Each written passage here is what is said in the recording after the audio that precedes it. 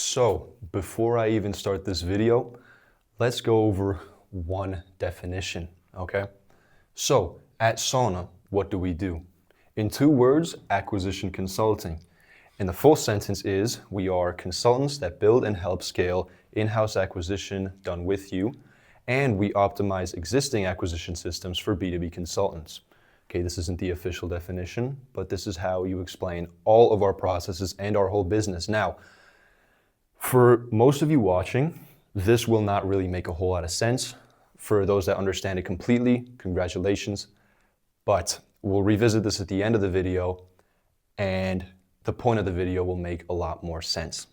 Now, this video is going to be very different from most of the ones that you'll see on my channel, and it's going to be very different from most of the ones that you see in the space in general. Now, that is because we are going to be learning vocabulary and business principles today. Now, this, or you might not be thinking, or you might be thinking, hey, well, this doesn't really have a whole lot to do with setting specifically, right? We're not learning tactics here. We're not learning anything specific. However, this knowledge that we're going to cover today is very important for understanding setting, okay? Understanding your offer, understanding your ICP, which, as I mentioned before, is one of the most important things that you need to do when you come onto a new offer.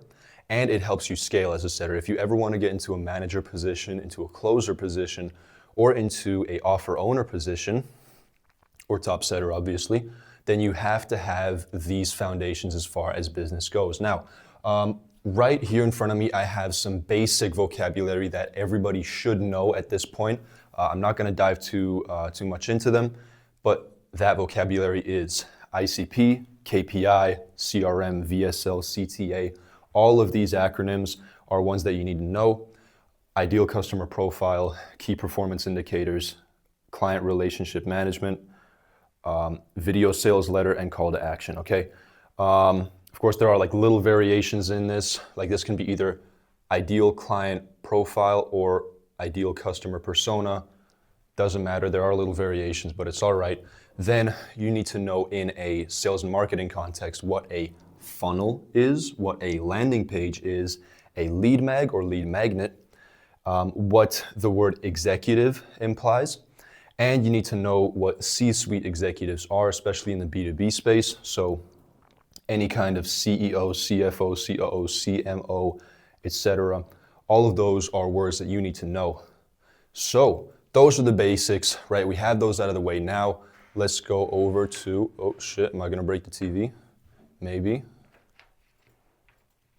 Bam, all right. So these 5 words are what most people in the B2B space, like 95% of people in the space call themselves, right? It will always be one of these 5, and it'll be either consultant, coach, advisor, expert, or strategist. Now, knowing this is especially important if you're doing lead gen or if you're doing any kind of lead refinement. You do need to know these words.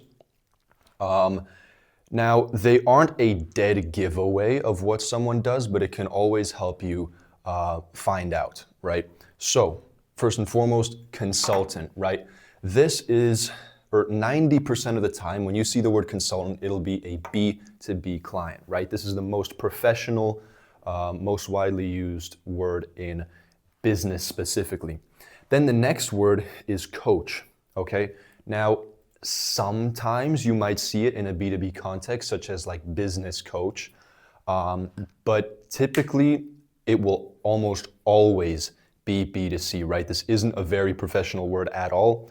For example, if you have a tax consultant, what that implies is they work for businesses. If you have a tax coach, what that'll mean is that is someone that works B2C in taxes, helps individuals or families with their taxes, right? So very big difference, especially, of course, if you're working B2B or with B2B leads, you should know the difference, right?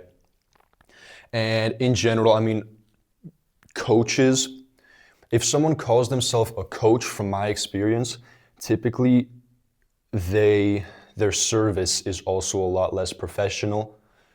The keywords that I use when I'm looking for leads is always consultant or consulting, never any of these other than advisor, which is the next one we're going to. Now, advisor is on the borderline of B2B and B2C.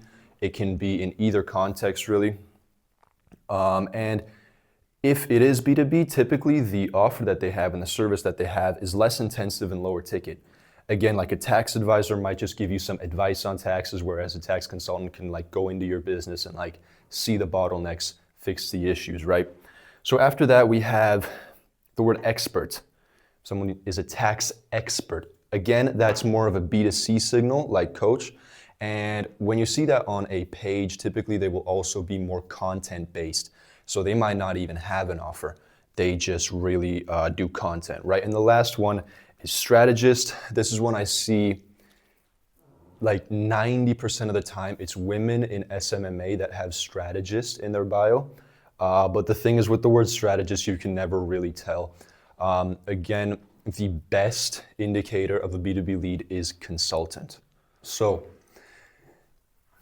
we only have a few words left. However, I'm going to really dive deep into every single one of these because these are the most important to understand. Not just know what they mean, but to kind of understand what the main differences between them are, what it means for setters, what it means for business owners, and everyone involved in the process. Okay, so the first one is, what is the difference between having business operations of any kind in-house or outsourced?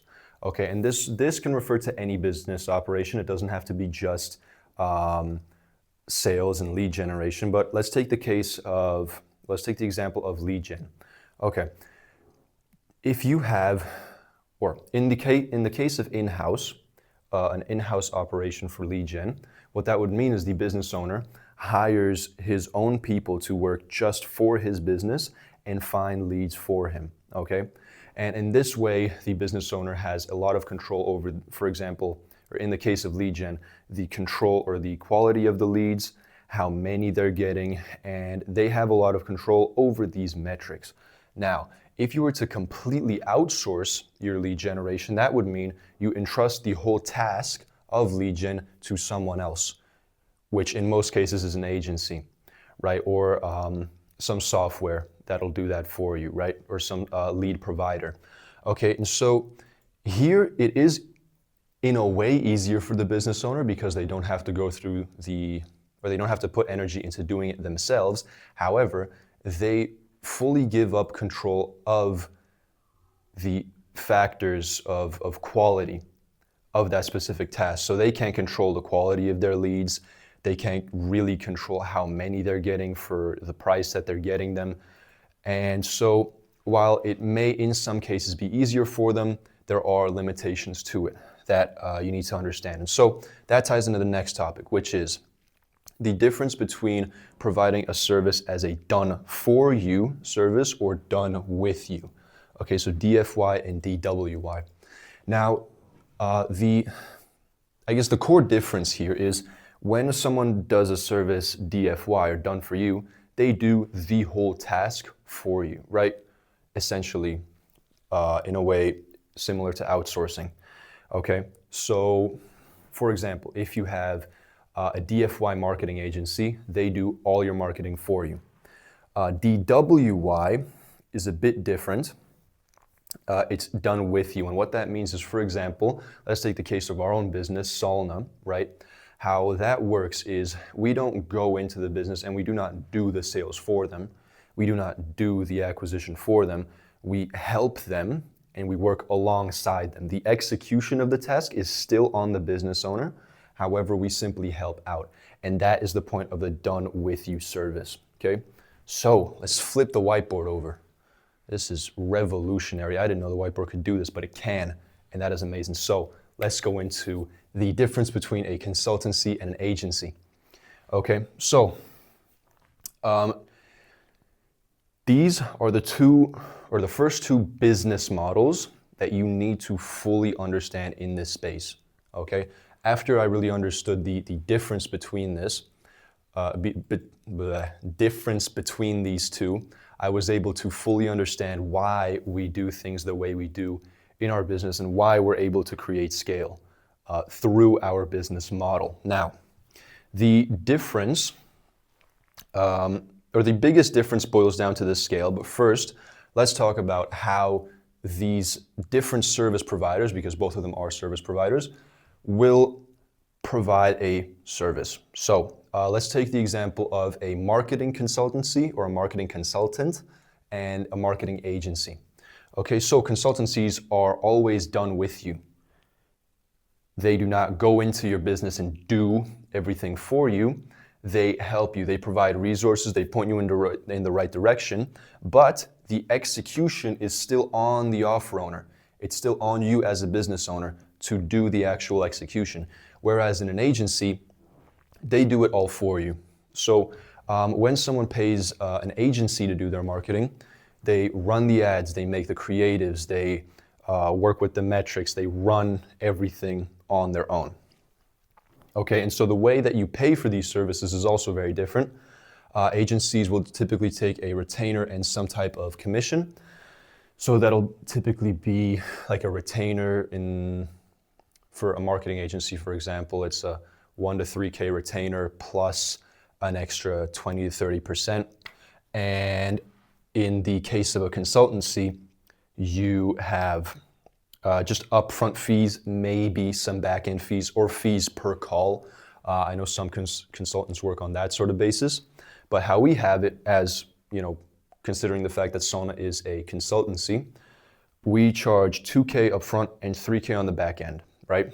And so the difference is in the scale, like I mentioned earlier, because both a marketing consultancy and marketing agency have the exact same goal of helping the client and themselves scale. Okay, and so you might be thinking, okay, well, a consultancy gets 5K off of one client, right? More or less, or like in our case, 5K. So would it not be better to take 1K or 2K as a retainer and take some commission? Because if we can scale them, then over a longer time period, we can make more money with one client with an agency model, right? Which is true in most cases. However, yeah, it comes down to the scale, because imagine if you want to scale an agency, then you're stuck because you do the service for them. You carry out the actual service. And so you're realistically, as a marketing agency, only able to take on round about 3 clients. Okay, and if you want more, now you need employees. Okay, now you have the employees, now you're taking on a bit more. Okay, more clients are coming in. Now you need, again, more employees. And scaling a marketing agency, it takes a lot more than scaling a consultancy. And it comes down to this, right? Our systems are able to generate a lot of calls and a lot of clients per month. Most of the time, our services, which is appointment setting, is useless for the typical agency because they only really need 3 clients. But if you have systems that are able to generate clients regularly, and if you have systems that work without you, which we do in Sona in the way where we help clients in the way that we already have all of the resources that they need, and we just point them in the right direction, that way we are able to scale much further, because let's say we get 10 clients in the month, right? Now we are at 50K, right? Considering the fact that we're, 50K on both the upfront and the back end, right? And so scaling to 50K as an agency, even if you consider like, okay, maybe we're taking 2K and another 20%, that would take, you would need to scale your clients to about, I want to say, you would need to scale each of them to about 60 to 70K for you to be able to take all the money that you make, considering 3 clients, 2K retainer, 20%, you would need to scale every single one of them to about 60 to 70K. So why not just scale yourself at that point, which is significantly easier, right?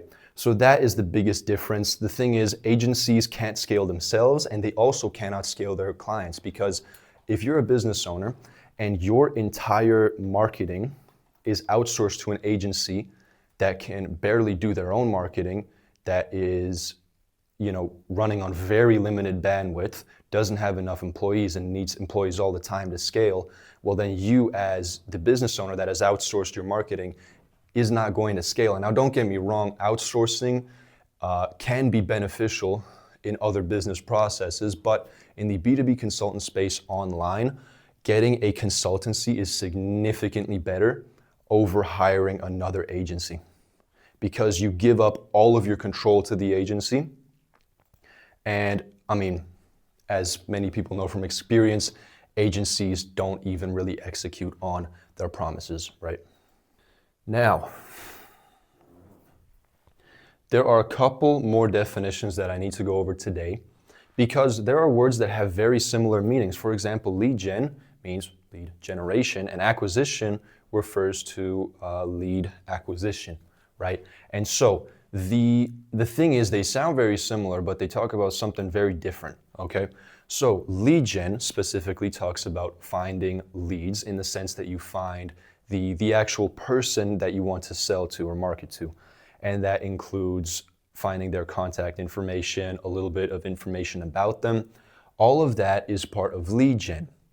Acquisition covers a lot more than just generating the lead and finding their information. Acquisition basically covers everything from finding the lead to closing the lead. Everything in between, which means setting and closing as well, of course. Messaging, for example, you're messaging in ads, things of that nature, and even building out the offer in the proper way, right? That all falls under acquisition as a whole, right?